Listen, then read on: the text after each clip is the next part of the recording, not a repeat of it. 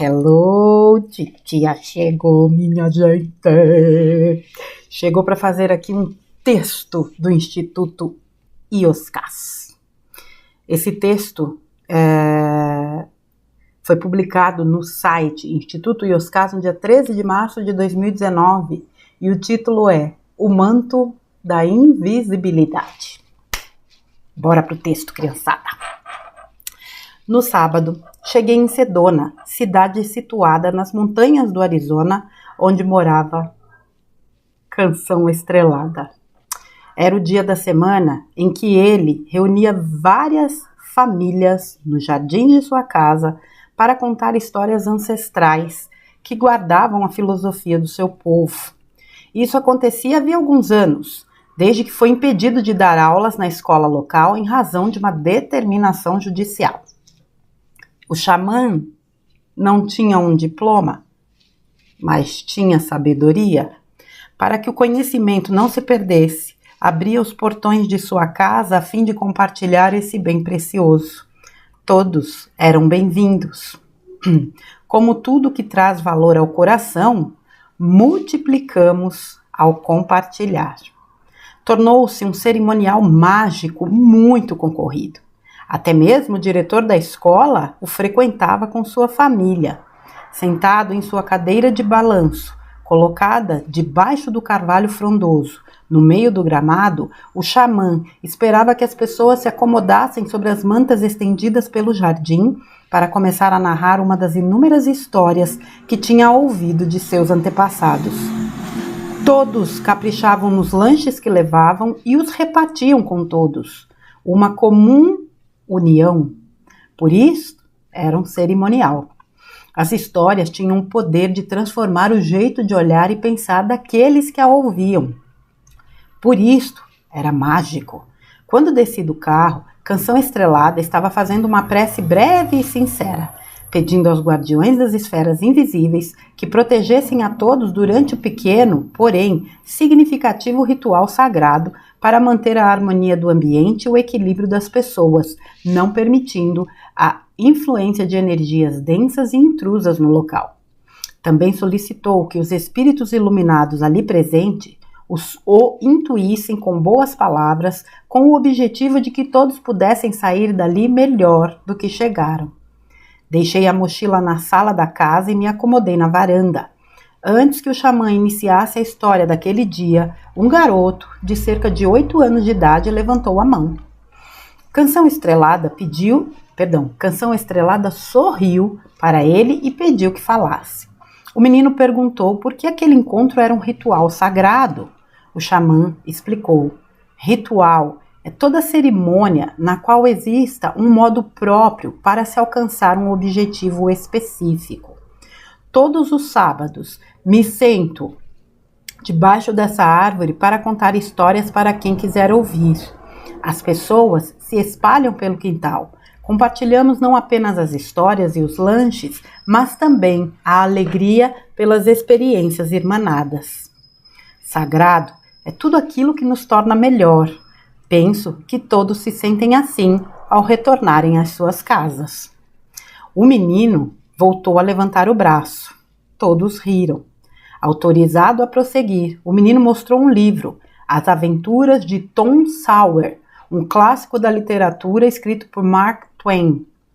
Quis saber se aquele livro era sagrado, pois se sentia uma pessoa melhor à medida que acompanhava a saga do jovem protagonista. Canção Estrelada tornou a sorrir com sinceridade, balançou a cabeça e disse: sem dúvida nenhuma, o sagrado habita em coisas comuns, e isso ocorre para que seja de fácil acesso e esteja ao alcance de todas as pessoas.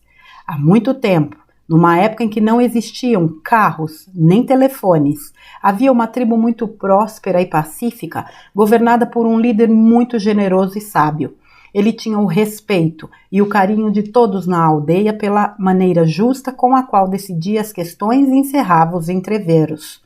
Esse chefe tinha adquirido a capacidade de entregar a cada um a medida exata. O que pertencia a uma pessoa por merecimento não permitia que lhe tomassem. De outro lado, não entregava coisa nenhuma caso não merecesse. Isso gerava tranquilidade e bem-estar entre todos. No entanto, ele sabia que os dias de continuar a andar sobre a terra estavam chegando ao fim. Aproximava-se rapidamente a hora de viajar ao encontro do grande mistério. O irrequieto menino tornou a levantar o braço. Canção Estrelada sorriu e fez um gesto com a cabeça para que ele falasse. O garoto quis saber a razão das pessoas boas morrerem. O xamã explicou. Todos morremos porque precisamos renascer, renovados e em melhores condições para prosseguirmos de onde paramos. Acredite, até os bons têm muito a aprender. Entender o processo permite perceber que a morte é um ato de amor do grande Espírito para conosco. O menino agradeceu e disse ter compreendido. Canção Estrelada prosseguiu a narrativa. O chefe, Canção Estrelada continuando a narrativa, tá, gente? O chefe entendia mais acertado que o seu substituto fosse escolhido enquanto ele ainda podia ajudar no processo para evitar conflitos e dissabores na tribo após sua partida. Foi perguntando a todos quem gostaria de se tornar o próximo líder da aldeia. 3 pessoas se candidataram. O mais bravo dos guerreiros foi o primeiro a se apresentar. Ele era um homem que trazia muitas conquistas e vitórias em sua história. Depois veio um jovem agricultor que tinha perdido os filhos e a esposa ainda muito cedo, sem que ninguém soubesse a causa dos óbitos. O terceiro era o ferreiro da tribo. Além de excelente artesão, era homem muito cordato, tão pacato, que as pessoas somente lembravam dele quando precisavam dos artefatos que confeccionava.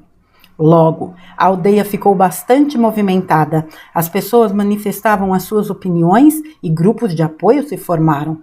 Aqueles que entendiam que, entre os 3, o guerreiro seria o melhor chefe, alegavam que ele era temido pelas tribos vizinhas, pois todos conheciam sua coragem nos campos de batalha.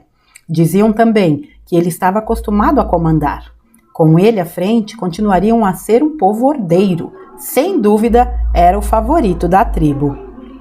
Bem próximo vinha o ferreiro na preferência da aldeia.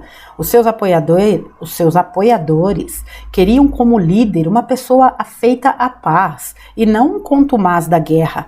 Sustentavam que a paz tem atributos valiosos, sem os quais é impossível a felicidade. A guerra é inteiramente ocasional e sempre que possível dispensável. Graças ao ferreiro, a tribo tinha à disposição importantes utensílios que auxiliavam no progresso e prosperidade da aldeia. Não precisava de um chefe temido, queriam alguém que fosse admirado. Por fim, com pouquíssimas chances e bem atrás, vinha o agricultor. Tinha o apoio de apenas alguns poucos anciões. Estes ponderavam que as desventuras do passado tinham-lhe ensinado sobre a misericórdia e a compaixão. Todavia, as situações obscuras pelas quais passara, além da má sorte que parecia lhe fazer companhia, o tornara um pária, quase um maldito para o resto da tribo. Temiam que a sua energia de sofrimento fosse contagiosa. Ele não tinha a menor chance na disputa. Com o passar dos dias, os debates se acirraram e algumas discussões aconteceram.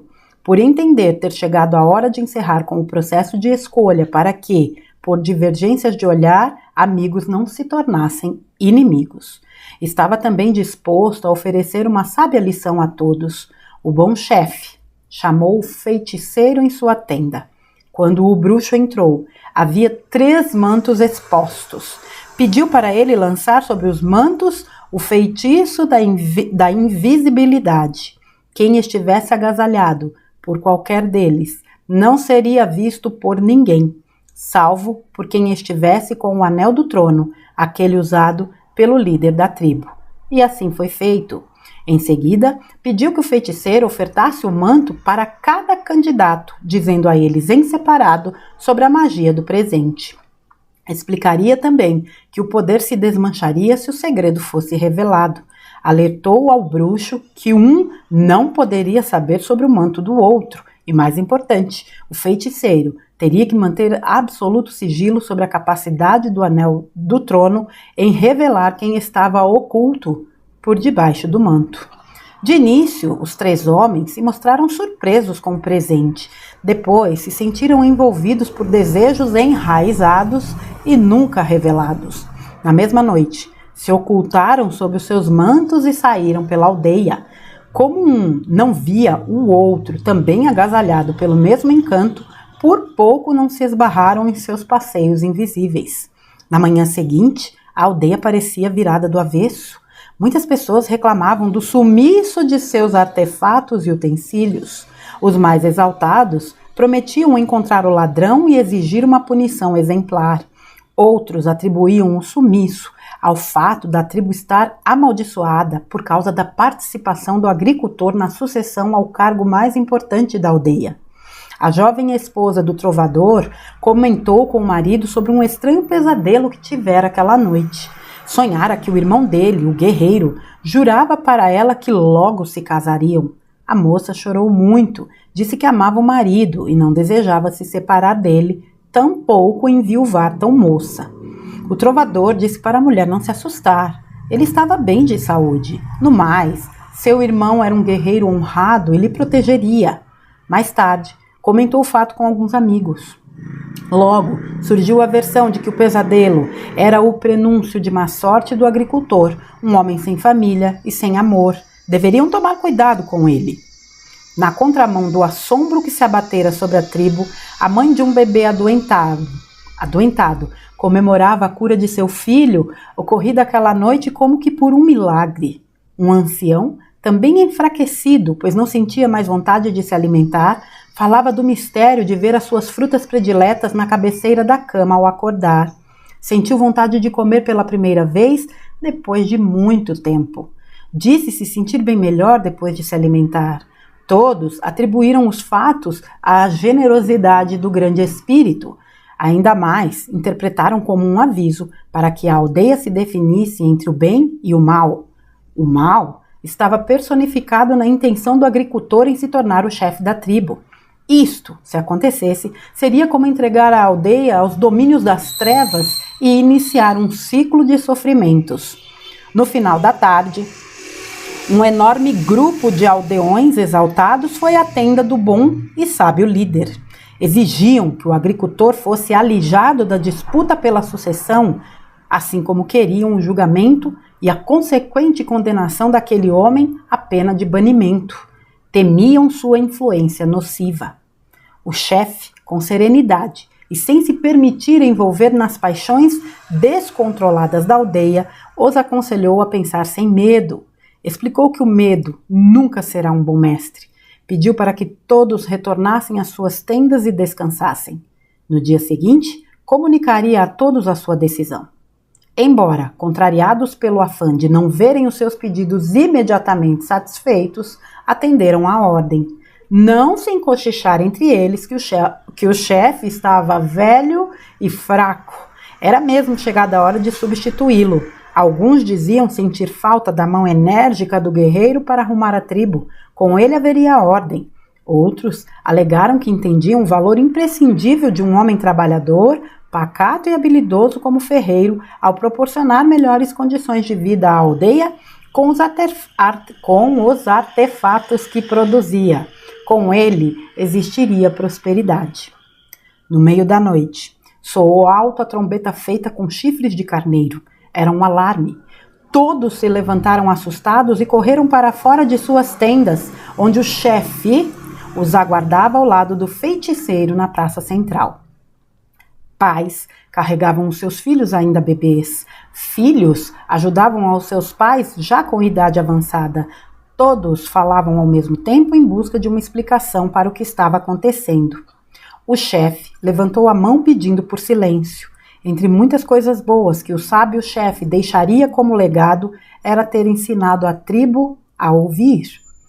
Ouvir antes, falar depois. Fez-se um absoluto silêncio. Até mesmo os sons típicos da noite pareciam ter obedecido por perceberem a importância do momento. O velho chefe começou a falar. Ontem eu ouvi vossas razões e vontades. Hoje lhes entrego minha decisão, não sem antes ter o respeito em detalhar minhas motivações. As pessoas se entreolharam, mas não pronunciaram nenhuma palavra. Ele então prosseguiu. A tribo está toda reunida aqui na Praça Central, certo? Os aldeões balançaram a cabeça em concordância, menos a esposa do trovador. Nervosa, disse que o marido tinha desaparecido. O chefe balançou a cabeça como se já soubesse e continuou. Faltam quatro homens. O trovador, o guerreiro, o ferreiro e o agricultor. Alguém sabe onde eles estão? Atônitas, naquele instante, as pessoas se deram conta das ausências. Ninguém sabia deles. O sábio chefe apontou para o portão da aldeia e disse: o primeiro acaba de entrar. No entanto, ninguém o viu. O homem, protegido pela invisibilidade do manto, se manteve quieto ao chegar e encontrar a aldeia reunida. Pretendia entender o que estava acontecendo. O chefe ordenou com a voz serena, porém firme: dispa-se do manto. Intrigado por se acreditar oculto a todos, mas sem ousar desobedecer a ordem, ele retirou o manto para se revelar. Era o guerreiro. Perguntado o que fora fazer à noite na floresta, alegou ter ido refletir sobre as graves questões que envolviam a aldeia. Disse que precisava pensar para entender a situação, assim como as decisões que tomaria. Parte da aldeia aplaudiu satisfeita, na certeza de que era o homem adequado ao comando da tribo. Olhem agora, disse novamente o chefe, apontando para o portão. Como o segredo restara revelado, não mais surtia efeito a magia da invisibilidade. Todos viram quando o ferreiro entrou na aldeia. Perguntado de onde vinha, o homem disse que fora na floresta à procura dos artefatos desaparecidos. Comentou que talvez o ladrão tivesse escondido na mata o produto dos furtos. Outra parte da tribo aplaudiu na convicção de que a ideia não seria guiada por melhores mãos do que a de uma pessoa que perde a noite de... Perdão, gente. A ideia não, a aldeia. Vou voltar. Outra parte da tribo aplaudiu na convicção de que a aldeia não seria guiada por melhores mãos do que a de uma pessoa que perde a noite de descanso preocupada com o bem-estar alheio. O terceiro a chegar foi o agricultor. Nada lhe foi perguntado. Quando viram que trazia um saco com os utensílios furtados, lhe cercaram e prenderam. Era a prova insofismável do crime. Diante de muitos gritos de revolta e brados de justiça, a mulher do trovador reconheceu no corpo do agricultor a camisa do marido. Estava rasgada e ensanguentada. Além de amaldiçoado, era ladrão e assassino. O sonho que a moça tivera foi uma premonição, comentavam todos. Amarrado, o agricultor foi levado diante do velho chefe sob os gritos histéricos de justiça. O sábio chefe tornou a levantar o braço. Desta vez, os ânimos demoraram um pouco para se acalmar. Quando o silêncio tornou a reinar, ele falou: eu lhes prometi uma decisão. Apenas esperei um pouco para ter todos os elementos necessários à melhor compreensão de vocês. Fez uma breve pausa para continuar. Existe da parte de vocês alguma dúvida na interpretação do ocorrido nas 2 últimas noites? A enorme maioria se declarou ungida de convicção sobre os crimes. O bom chefe então alertou. Há por trás das evidências alguns fatos e verdades que quase todos desconhecem. O sábio chefe falou: teremos bem mais do que um julgamento. Há dias, a meu pedido, o feiticeiro presenteou os 3 candidatos. Em seguida, ele explicou como funcionava o encanto do manto da invisibilidade e do anel do trono. E então prosseguiu. Alguém se questionou a razão do ladrão retornar à aldeia com as coisas que dali furtou? Ninguém se perguntou o motivo de um assassino usar a camisa suja da vítima ao invés de ficar com a roupa limpa? Apontou para o agricultor e disparou. Este homem foi condenado pela maioria de vocês, não em virtude dos fatos, mas de meras circunstâncias, não em virtude de um pensamento crítico e isento de emoções, interesses ou comodidade, mas na velocidade das ideias pré-concebidas. Aqueles que se arvoram como donos da razão e detentores da verdade, se acalmem e tenham dignidade de ouvir a sua história. O silêncio foi sepulcral, como se algo tivesse morrido. Naquele momento, talvez tenha chegado ao fim a impaciência e a intolerância de muitos. Impaciência no pensar, intolerância em relação às diferenças que temos em relação às outras pessoas. Livre dos braços que o prendiam e da coação que o calava, o agricultor explicou que tinha ido na floresta em busca de algumas ervas medicinais para medicar os enfermos, quando viu o guerreiro aplicar uma surra no irmão e o levar para o fundo de uma caverna. Um lugar onde ninguém costumava ir e os gritos não eram ouvidos. O trovador morreria logo por causa dos ferimentos, do frio e da inanição.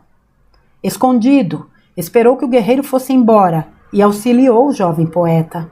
Aliviou as feridas com emplastos feitos com as ervas. Trocou de camisa com ele para que se sentisse agasalhado. E como o trovador não tinha condições de andar, retornou à tribo em busca de ajuda. Na volta, porém, viu o ferreiro esconder os utensílios na mata. Isso explicava o desaparecimento da noite anterior. Recolheu os objetos do esconderijo e os trouxe de volta. Era esta a explicação que tinha, era esta a verdade, alegou. Pediu, no entanto, que alguém corresse à caverna para resgatar o trovador enquanto prosseguissem no julgamento. O velho chefe anuiu e ordenou que alguns homens partissem imediatamente em socorro. Fez-se um enorme burburinho, a aldeia se dividiu. Atônitas, algumas pessoas acreditaram naquele depoimento. Outras, ainda céticas, questionavam se aquele discurso não passava de uma enorme mentira contada por um homem na tentativa de fugir da condenação. Para encerrar qualquer discussão, o velho chefe da aldeia mostrou o anel do trono para lembrar que podia ver aquilo que o manto da invisibilidade escondia. Em seguida, revelou a visita do guerreiro na tenda do irmão. Falou também do furto perpetrado pelo ferreiro. Não satisfeito, contou à tribo do auxílio que o agricultor prestou tanto ao bebê quanto ao ancião. Todos esses fatos tinham acontecido na noite anterior. Em seguida, perguntou se o guerreiro e o ferreiro gostariam de explicar as motivações de suas ações e esclareceu. Retomar a verdade não isenta da responsabilidade, porém resgata a dignidade esquecida e aproxima da luz. O guerreiro pediu para falar. Confessou que sempre foi apaixonado pela esposa de seu irmão mais jovem. Apesar de todas as façanhas e vitórias nas guerras que lutou, o fato daquela mulher preferir a poesia das canções ao invés da proteção da espada tinha sido sua maior derrota. Inconformado, jurou que um dia casaria com ela. Para isso, a cunhada teria que enviuvar. Acreditou que a invisibilidade do manto lhe ofereceria a tão desejada oportunidade. Em seguida, o ferreiro contou que sempre teve um enorme ressentimento em relação à aldeia. Era um homem quieto e cordato, nunca arrumava briga nem participava de discussões. No entanto, as pessoas apenas o procuravam quando tinham interesse pelos artefatos e utensílios que confeccionava. Fora isso, ninguém parecia preocupado com ele. Aproveitou a invisibilidade do manto para esconder o material que produzira, pois desejava que a tribo, na falta dos objetos, lhe atribuísse o valor que merecia. Quando terminaram, o chefe concedeu a palavra ao agricultor. O homem revelou sentir um grande vazio dentro de si, depois que esposa e filhos partiram ao encontro do grande espírito. Ele tinha dificuldade em se aproximar das pessoas em razão da enorme parte da tribo acreditar que fosse um indivíduo amaldiçoado. Até mesmo alguns anciões que pensavam de maneira diferente dos demais aldeões tinham dificuldade em se aproximar dele porque suas famílias impediam. Todos os dias, bem cedo, ele partia sozinho para as plantações de milho e trigo, apenas retornando ao entardecer, já muito cansado, para se entregar ao sono. Às vezes entrava pela floresta para colher frutas e ervas que as pessoas recusavam para não se contagiar com a má sorte. A sua colheita de milho e trigo apenas conseguia negociar com as aldeias vizinhas, salvo no caso de escassez, quando sua própria tribo parecia esquecer o mau agouro relacionado a ele. Porém não se ressentia, ao contrário, ficava feliz por se sentir útil. Naquela noite, como era possível entrar nas tendas, deu preferência àquelas em que havia pessoas doentes. Pegou um bebê que ardia em febre e aninhou em seus braços. Macerou algumas ervas curativas e misturou ao leite na mamadeira. Embalou o neném por longo tempo, até que a temperatura arrefecesse e um sono tranquilo envolvesse a criança. Depois foi na tenda de um ancião que estava muito enfraquecido por causa da idade. Quase não sentia fome. O agricultor sabia qual era a fruta preferida dele. Era uma fruta difícil de conseguir. Como tinha ido na floresta no dia anterior, não por acaso, tinha trazido algumas. As colocou ao lado da cama do homem enquanto ele dormia e saiu sem alarde. O ancião, depois de recuperado do susto de ver sua fruta predileta em sua cabeceira ao acordar, se alimentou com vontade e logo se sentiu melhor. Um dos aldeões questionou como a tribo pôde se enganar tanto. O velho chefe explicou. De um lado, cada pessoa vê somente aquilo que consegue ver. Do outro, enxerga apenas aquilo que deseja enxergar. Quando uma pessoa fala, sempre há mais conteúdo sobre ela no silêncio que se calou do que nas palavras ditas. Existe mais de um indivíduo dentro de cada pessoa. Há os que todos conhecem e existe aquele que ninguém nunca viu. Isto serve para você e para mim. Todos receberam o mesmo poder. Cada um o usou conforme sua consciência. Um sujeito pacato não significa um homem em paz. Um sujeito corajoso não cria necessariamente um ambiente seguro. Acreditamos conhecer as pessoas através do trato social, do modo como se portam, das glórias que alcançam. Tudo isso tem valor, mas ainda é muito pouco. Também costumamos pensar que nos reconhecemos por essas mesmas lentes que embaçam, reduzem e enganam o olhar para falsear a verdade. Contudo, antes de julgar os outros, cada um deve se imaginar sob um manto da invisibilidade com o qual pudesse fazer qualquer coisa sem que ninguém soubesse. Uma análise sincera ensinará muito sobre si mesmo, além de mostrar a necessidade de sermos mais gentis, pacientes e delicados com os outros. Canção estrelada se calou e as pessoas aninhadas em seu jardim se aquietaram. O xamã pediu para que todos se imaginassem sob o manto da invisibilidade. Um exercício valioso e extremamente difícil se praticado com sinceridade. O silêncio foi quebrado mais uma vez pelo mesmo garoto. Ele queria saber como a história terminava. O xamã a concluiu. Logo após o resgate do trovador, o velho chefe sentenciou o guerreiro e o ferreiro à pena de banimento. Eles teriam de ir embora da aldeia para nunca mais voltar. Perguntou se todos estavam de acordo. Não houve nenhuma voz dissonante, exceto do agricultor. Ele pediu que o chefe revisse o veredito. Alegou já ter havido muito sofrimento. Não era a hora de punir, era um bom momento para perdoar, ou ao menos atenuar a pena.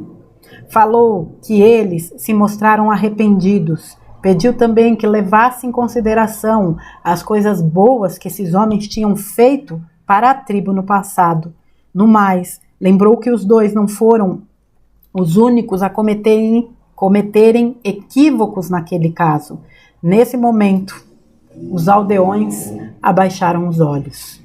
Disse também que todos faziam parte da mesma aldeia e deveriam se ver como uma enorme família.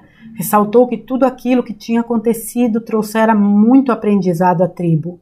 Todos se tornariam melhores depois da lição. Afinal, a meta primordial da justiça era a educação. O chefe olhou para o feiticeiro. O bom bruxo arqueou os lábios em leve sorriso. Apesar do sofrimento, o agricultor não tinha perdido a capacidade de amar e acreditar na beleza da vida. A última prova tinha sido vencida. O chefe converteu a pena de banimento por trabalhos prestados ao bem comum da aldeia pelo período de 12 luas. Em seguida, emocionado, declarou saber quem estava pronto para assumir o comando da tribo depois que ele partisse. Apontou para o agricultor.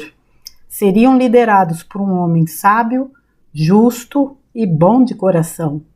Toda a aldeia aprovou e se sentiu satisfeita. Como rezava a tradição, naquela noite haveria uma grande festa para comemorar a escolha. Naquela mesma noite, enquanto todos comiam, dançavam e cantavam, o futuro da aldeia, sob um céu salpicado de estrelas, o velho chefe avisou apenas ao feiticeiro. Sem que ninguém mais percebesse, pegou um cobertor e partiu sozinho para o alto de uma montanha próxima. Foi ao encontro do grande mistério. Ele estava em paz consigo. O silêncio tornou a imperar, desta vez no jardim da casa de Canção Estrelada. As pessoas estavam emocionadas. Algumas tinham lágrimas nos olhos. Em seguida, aplaudiram.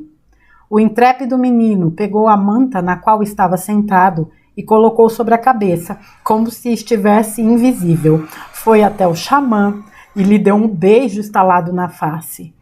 Palmas ainda mais emocionadas. As pessoas conversaram, repartiram os lanches e aos poucos retornaram às suas casas. A sós com Canção Estrelada, comentei que eu dera sorte, pois chegara no dia de conhecer uma das mais belas histórias que eu já ouvira. O xamã sorriu em agradecimento e tornou a lembrar. Uma parte dos nossos equívocos e aproximação com as sombras pessoais ocorre por conta das nossas frustrações. Ficamos ressentidos quando não nos julgamos amados como gostaríamos. Nos magoamos quando achamos que o mundo não reconhece o valor que acreditamos ter. Uma enorme bobagem. Nada disso tem qualquer importância para a conquista das plenitudes. Então, a vida nos concede um manto da invisibilidade disfarçada em uma situação qualquer para que possamos nos revelar, não para os outros, mas para nós mesmos. Assim, entender quem somos, se soubermos aproveitar, será o passo inicial para a transformação e a cura. Sim, parte de mim se revela quando estou invisível, todas as vezes, quando faço algo que ninguém está me vendo. Falei que era um bom exercício se imaginar portador de um manto de invisibilidade. O xamã concordou, mas fez uma ressalva. A prática do manto é excelente, porém, ela se completa com o exercício do anel. A história de hoje não fala apenas do poder do manto, mas também do encanto do anel. Se esforce para ver nos outros aquilo que ninguém vê. Não falo somente sobre o mal, mas principalmente a respeito do bem. A tarde esfriou, Canção Estrelada pegou um manto para se agasalhar. Mostrei o meu anel. Rimos. Ele se sentou à minha frente, acendeu o cachimbo com fornilho de pedra vermelha, baforou algumas vezes e finalizou. Livre é o indivíduo que não precisa se esconder. Livre é o indivíduo que não precisa esconder as vontades nem se envergonhar das suas escolhas. Ele consegue manifestar a verdade em si. E isto é pura luz. Ioscas. Jesus amado. Vamos lá, pessoal. Eu vou falar bem pouquinho, tá? Porque o próprio texto em si já é longo. Foi meia hora só de texto. Eu acho que o texto até dispensaria comentários, mas tem coisas que eu preciso falar. Principalmente esse final aqui, à medida que eu fui lendo o texto, e esse também é um texto que, assim como o do Vital, eu só leio na hora que eu trago para vocês, a reação do guerreiro e do ferreiro, né? Ambos estavam em busca de quê? de amor. Veja como essa força move tudo, mesmo que de uma forma distorcida, de amor, de reconhecimento. E quantos erros a gente comete na vida buscando isso? Amor não é algo que você precise validar. Amor é algo que acontece naturalmente. Amor gera amor. O problema é que se confunde amor com qualquer coisa. Né? No caso do guerreiro, né? Ele queria a mulher do irmão a qualquer custo. Isso não é amor. Não é amor. O ferreiro queria o reconhecimento das pessoas a qualquer custo. Também não tem nada a ver com amor. Veja, o reconhecimento do outro vem quando eu me reconheço. O amor do outro vem quando eu me amo. O respeito vem quando eu me respeito. É tudo daqui para lá, não é de lá para cá. A gente tem tanto para aprender, mas a gente tem tanto para expressar nessa vida. Essa história do manto, né? Como será que a gente reagiria se a gente estivesse sob um manto de invisibilidade? Será que a gente agiria invisivelmente como a gente age visivelmente? Será que a gente seria um guerreiro? Será que a gente seria um ferreiro? Será que a gente seria um agricultor? É claro que conscientemente todo mundo vai falar, com certeza eu seria um agricultor. Mas sinceramente, o que nós seríamos? Agora essa frase final aqui, se esforce para ver nos outros aquilo que ninguém vê. Nós estamos diante aí de uma situação onde nós estamos sendo chamados a isso diariamente, porque é triste ver o quanto as pessoas estão se perdendo por só olhar o lado ruim da coisa. Não falo somente sobre o mal, mas principalmente a respeito do bem. Quanta gente se engana com as pessoas. Eu já cansei de falar aqui, ninguém sabe quem é quem hoje. Quem está agindo no bem, quem não está. E existe muito sofrimento por conta disso. O que importa é o nosso olhar. Tem gente que olha para o dia, hoje aqui o dia está um tanto encoberto. Tem gente que olha e acha horroroso. Tem gente que olha e acha lindo. O sol está querendo sair, tem gente que fala, ai credo o sol. Tem gente que fala, puxa que maravilha o sol. É o teu olhar que faz a diferença, não é a situação em si. Tem gente que diante de um momento difícil consegue extrair de si força, sabedoria, serenidade para lidar com aquilo. Tem gente que cai no desespero. A situação é a mesma. E essas situações estão todas dentro de nós. É uma escolha nossa como nós vamos agir. Veja, essa questão dessa disputa, né? Uma disputa quase sempre traz à tona muito do que nós somos. E pode trazer, né, tanto o lado luz quanto o lado sombra. Veja que o rapaz que era amaldiçoado, primeiro julgamento, né? Quer dizer, a família morreu, o cara é amaldiçoado. Essa coisa, né, de criar essas aí sim é uma crendice no meu entendimento. De que porque o cara perdeu a família, ele é uma pessoa amaldiçoada. Quer dizer, condenaram o cara a estar ali, né?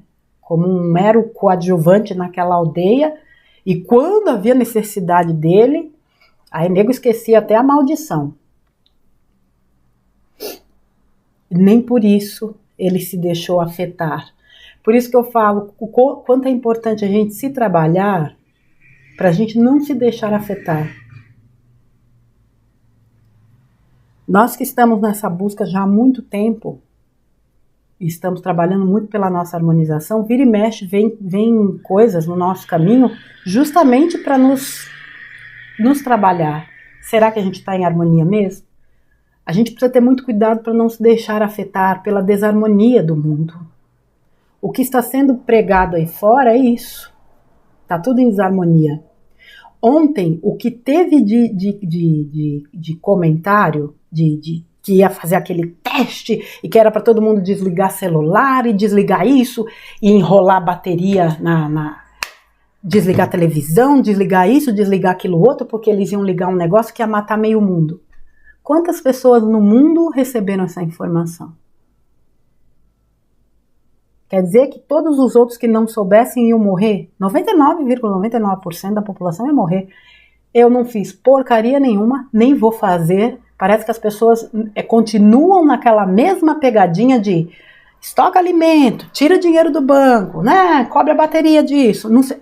Gente, tudo que nós estamos passando, já há muito tempo querendo ver tudo resolvido, a espiritualidade agindo para chegar num dia e matar 99% da população mundial, porque apertaram o botão do 5G da casa do caixa-prego e os celulares matou, né? Os celulares, sei lá o que, matar todo mundo. Será que ninguém para pensar? O bem age desse jeito? Quantas vezes já foi falado que mensagens da luz não geram medo? O último áudio do Vital, de novo. Então é um compartilhar de informações tão desnecessárias e ninguém para pensar qual é a lógica disso aqui. Qual é a lógica? Quem é que recebe esse tipo de informação? Quem está nos grupos no Telegram, quem acompanha certos canais? Minoria. Minoria. Então, assim, quanto tempo perdido em algo improdutivo? Ninguém vai passar pelo que não tem que passar, mas aquilo que estiver no seu plano de alma será cumprido. Parem de acreditar em tanta baboseira, saiam desse tipo de narrativa. Usem o anel para ver o lado bom das coisas, porque esse tipo de notícia é que nem rastilho de pólvora. Agora, quando a notícia é boa, todo mundo fica questionando, será? E não tem a mesma repercussão. Me desculpe falar disso, mas eu precisava falar. Porque ontem eu fiquei assim passada com o volume de informação gerado em cima daquela informação. O teste aconteceu, mas como as pessoas enfeitam o pavão? Coitado do pavão, um bicho tão bonito. Deixa eu voltar aqui para o texto, para não me perder, porque é um texto tão fantástico. Aliás, como eu já disse, ou vontade de ter um xamã desse por perto. Quanta riqueza nas histórias que são narradas pelo Yoskaz através deste personagem que é o Canção Estrelada. O quanto de reflexão traz para o trabalho interno. O quanto de reflexão para nos fazer olhar para a vida,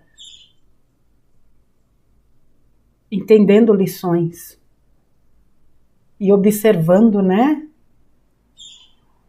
Que tudo tem dois lados. Nós não vivemos um mundo dual, tudo tem dois lados.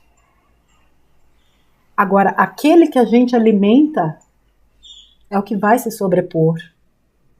O que você tem alimentado dentro de você? Qual dos lados? E não é negando um dos lados que a gente resolve. Então, por exemplo, o lado sombra é olhando para isso, é verificando que a gente precisa ainda trabalhar, que a gente vai iluminar esse lado. Negar não vai resolver nada, só vai potencializar. Teve um trechinho aqui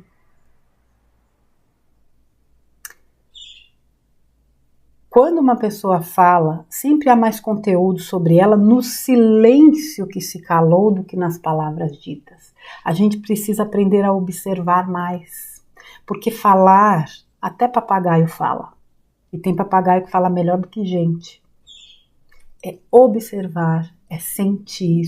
Às vezes a gente já cria uma ideia da pessoa totalmente distorcida e aquilo já gera uma impressão na gente que já nos leva a uma antipatia, a rechaçar qualquer coisa que a pessoa né, diga, no caso do agricultor, né, taxado de amaldiçoado porque a família faleceu. Como assim?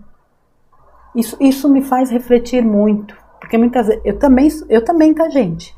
Eu também tenho esses problemas que eu digo de muitas vezes, né, gerar impressões sem dar oportunidade de conhecer a pessoa. Eu sou tão humana quanto qualquer um de vocês. Por isso que esses textos me tocam profundamente. é para vocês, mas é para mim. Todas as mensagens que eu trago aqui, antes de tudo, são para mim. E eu as transmito, mas a mensagem vem para mim também, de qualquer pessoa que eu leia aqui. Quando o agricultor pede, né, para o chefe não condená-los,